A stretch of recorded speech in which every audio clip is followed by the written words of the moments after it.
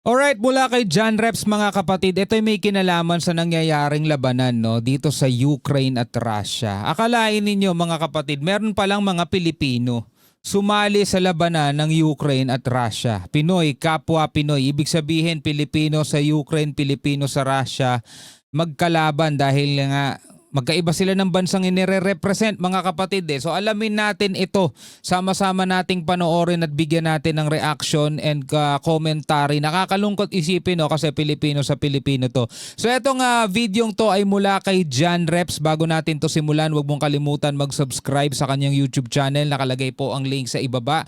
At kung bago ka pa lamang dito at trip mo yung mga ganitong klaseng reaction video and commentary, huwag mong kalimutan mag-subscribe. Click mo na rin ang notification bell para manotify ka whenever na may mga bago tayong reaction video tulad nito. Huwag na natin patagalin pa, panoorin na natin to mga tol. Sa patuloy na bakbakan sa pagitan ng Ukraine at Russia, abay dalawang Pilipinong mandirigma ang natoda sa hanay ng Ukraine at Russia. So magkaibang bansa sila, no? Yung isa Ukraine, yung isa sa Russia.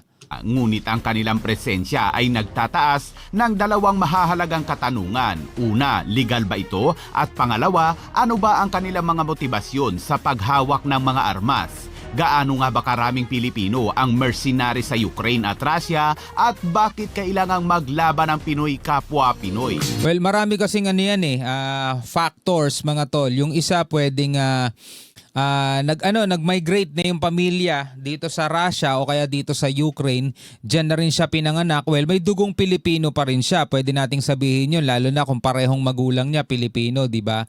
May dugong Pinoy pa rin siya. Pero siguro Ukraine citizen na siya or Ukrainian citizen, Russian citizen na siya diyan. Tapos lumaki na siya diyan. Diyan na nag-aral, diyan na nagkaroon ng trabaho at diyan na pumasok sa military. At yun na nga. Siyempre, dahil taga diyan sila, yun ngayon yung bansang ipinaglalaban nila. Wala pinagkaiba mga kapatid. Halimbawa na lang sa American Air Force o kaya sa American Military, US Military. May mga Pilipino rin dun eh. Di ba? Pinoy kapwa Pinoy ang naglalaban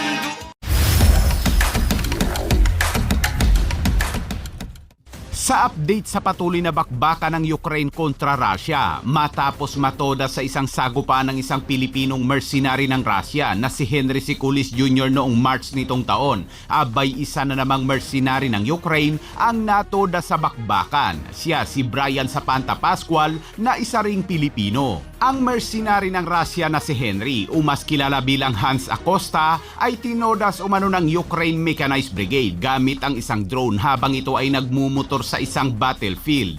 Habang ang Pilipinong mercenary naman na nasa hanay ng Ukraine na si Brian Pascual ay tinodas rin noong nakaraang linggo lamang sa Mahirap kasi yung gamit na Ukraine yung suicide drone. Pag nadikitan ka nun, bigla na lang sumasabog yun eh. Kaya yun yung isang matinding kalaban ng mga Ruso. Laban ito kontra Russia, kasama umano niyang natodas ang isa pang mercenary na kagrupo nito mula Netherlands. Ayon sa report ay 3 bansa sa Asia ang mayroong mercenary na lumalaban sa ilalim ng Ukraine. Pinakamarami dito ang Pilipinas na mayroong 17 mandirigma, ngunit 2 sa kanila ay natodas na. Ang Indonesia naman ay mayroong 10 mercenary, ngunit ang 4 sa kanila ay tinanggal. At ang Thailand naman ay mayroong 3, ngunit isa dito ay tinanggal. Ang Russia ay gumagamit din ng mga mercenary tulad ng Wagner noon. Ngunit ngayon, ang North Korea at China ay nagpapadala na rin ng mga mercenary. Mayroon din mga Pilipino na mercenary ang Russia pero hindi nabanggit kung ilan. Mayroon pang mercenary ang Russia na mula naman sa Nepal, ngunit nanganganib na umano sila dahil mula sa 2,000. Ngayon ay kakaunti na lamang umano sila dahil sa bakbakan sa Donbas. Grabe, Sa ilalim ng isang international Kita nyo yung nangyayari mga tol, no? Lahat ng mga to, hindi na naman natin dapat ikagulat eh, di ba? Kasi lagi nga nating sinasabi, itong mga bagay na to mga tol, nakasulat na yan eh. Di ba? Ito, 2 bansa involved dito kung titignan nyo, Ukraine sa Russia, sila yung main countries na involved dito. Pero kung titignan mo yung mga nabanggit na mga lahi, di ba, na mga mercenaries, parang World War na rin eh, no? nasyonal na batas ay hindi krimen ang maging mersenaryo. Gayonpaman, ay kakaunti na lamang umano sila dahil sa bakbakan sa Donbas. Sa ilalim ng isang international na batas ay hindi krimen ang maging mersenaryo. Gayon pa man, ginawa na maraming bansa na isang kriminal na pagkakasala para sa kanilang mga mamamayan na lumahok sa mga salungatan sa ibang bansa. Iba-iba ang mga parusa mula sa pagkakakulong hanggang sa pagkawala ng kanilang pagkamamamayan. Maaaring mawala ng pagkamamamayan ang mga Pilipino kung maglilingkod sila sa dayuhang serbisyo militar nang walang paunang pag-aproba ng Pangulo, maliban kung ang Pilipinas ay may kasunduan sa pagtatanggol sa mga dayuhang bansa. Ako may treaty. Isang probisyon na nagpapahintulot sa mga Pilipino na sumali sa sandatahang lakas tulad ng Estados Unidos. Dati nang nagbabala sa kanilang mga mamamayan ang mga bansang Vietnam, Malaysia at Singapore na huwag sumali o maging mercenary sa Ukraine at Russia dahil kung malalaman umano ng gobyerno na sila ay sangkot sa gyera, ay tatanggalan sila ng pagiging mamamayan at makukulong ng higit sa 20 taon. Pero ganun nga yan mga tol, no? Kung halimbawa mamamayan ka rito sa Pilipinas, dito ka pinanganak, dito ka lumaki, tapos nagpunta ka lang dyan para magtrabaho, tapos ang nangyari, sumali ka na dun sa kanila, di ba? Yun, siguro, pwede kang parusahan. Pero again, kung diyan ka na talaga pinanganak, diyan ka na lumaki, nag-migrate na yung parents mo diyan, 'di ba? Eh na talaga yung kinamulatan mo. Pinoy ka pa rin sa dugo, pero iba na yung citizenship mo. Malaki ang pangako ng Ukraine at Russia sa mga mercenaries tulad ng malaking pera at pagiging residente sa bansang paglilingkuran nila. Kaya naman marami pa rin ang mga nagkaka-interest dito. Bukod pa dyan ay madali lang din mag-apply. Kailangan lang naman ay wala kang criminal record, 18 to 60 years old, physically fit at ipapasa ang kanilang pagsasanay. Pero napakaraming bansa na pwede kang maging residente. Bakit ka pupunta sa bansang nagkakaroon ng mga kaguluhan, no? Imagine mo, no? Punta ka na lang sa ibang bansang payapa. Kasi kung ako papipiliin, halimbawa bibigyan ako ng pagkakataon na magiging maninirahan na ako sa ibang bansa. Tapos gusto ko talaga yung payapa. Marami. New Zealand, mga ganong datingan mga tol. Ngunit ang kanilang mga presensya ay nagtataas ng mga mahahalagang katanungan. Ano nga ba ang mga motibasyon nila sa paghawak ng mga armas? Dahil mga lalaking panganib na kasangkot dito ay ang kamatayan, pinsala, pagkakulong. Tanungan, ano nga ba ang mga motibasyon nila sa paghawak ng mga armas? Dahil mga lalaking panganib na kasangkot dito ay ang kamatayan. Iglesia ni Cristo pa to. Merong watawat ng Iglesia ni Cristo. Pinsala, pagkakulong, at pagkawala ng pagkamamamayan.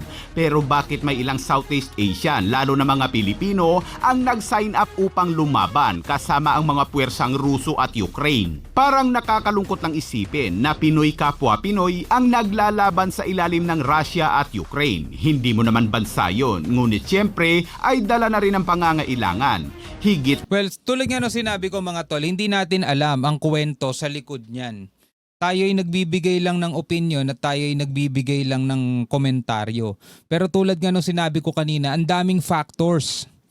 'Di ba? Oo, Pinoy kapwa Pinoy, 'di ba? Kahit nga dito sa Pilipinas, Pinoy kapwa Pinoy naglalaban sa Mindanao, 'di ba? Katulad ng pinapatugtog na kanta kanina, Pinoy kapwa Pinoy ang 'di ba? Pinoy kapwa Pinoy, ganun din mga tol sa ibang bansa.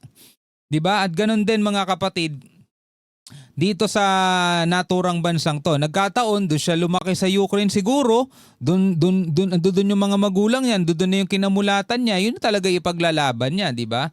Doon na siya nagtatrabaho Katulad nga no sinabi ko, di ba may mga visiting forces agreement tayo rito, may EDCA sites tayo rito, may treaty tayo sa Amerika. Minsan ini-interview ng mga media natin, may mga PhilAm, mga lahing Pilipino na sundalo ng Amerika. O imagine nyo yun mga tol. Merong mga sundalong Amerikano na merong dugong Pinoy. So hindi naman talaga malabo mangyari yun mga tol dito sa mga bansang to. At tandaan natin na hindi lang Pilipino yun nabanggit kanina. Merong mga Indonesian, merong Nepal, 'di ba? Marami, hindi lang Pilipino. Yun nga lang kasi may kultura tayo Pinoy dapat nagmamahalan, nagtutulungan. Pero in reality mga kapatid, eto naririnig ko lang to sa mga OFW Dati pag nakita mong kababayan mo sa ibang bansa, for example, nang ibang bansa ka, nag-OFW ka, pag nakita mong kababayan mo, kailangan kaibiganin mo yan, lapitan mo kasi kayo-kayo lang doon. Ngayon, pag nalaman mong kababayan mo, iniiwasan mo na. Ito hindi naman sa lahat pero ito kwento-kwento lang ng mga ibang OFW. Kung sino pa daw yung kababayan mo, yun pa daw yung maglalaglag sa'yo eh. Well, hindi ko sinasabing totoo yun. Yun ay kwento-kwento lang ng mga OFW. Na mas marami naman ang mga Pilipinong nasa hanay ng Israel Defense Forces na patuloy na nakikipaglaban sa Gaza. Eto, katulad nito, halimbawa, di ba, meron din mga sundalo sa Israel, IDF, di ba? Hanay ng Israel Defense Forces na patuloy na nakikipaglaban sa Gaza habang ang iba naman ay nag-ooperate ng mga Iron Dome ng Israel. Ngunit sila ay nasa legal dahil sila ay ipinanganak mismo sa Israel. At yan muna ang update na Di ba? Yun nga ipinanganak sila mismo sa Israel kaya sila ay nasa legal. Ngayon, di natin alam kung ano yung kwento nitong mga nasa Russia at saka ng mga nasa Ukraine. Anyway, bilang mga Pilipino, ano ang masasabi ninyo dyan? Comment na lamang kayo sa ibaba. Hanggang sa muli, ako nga pala si Shobaldi. Peace out.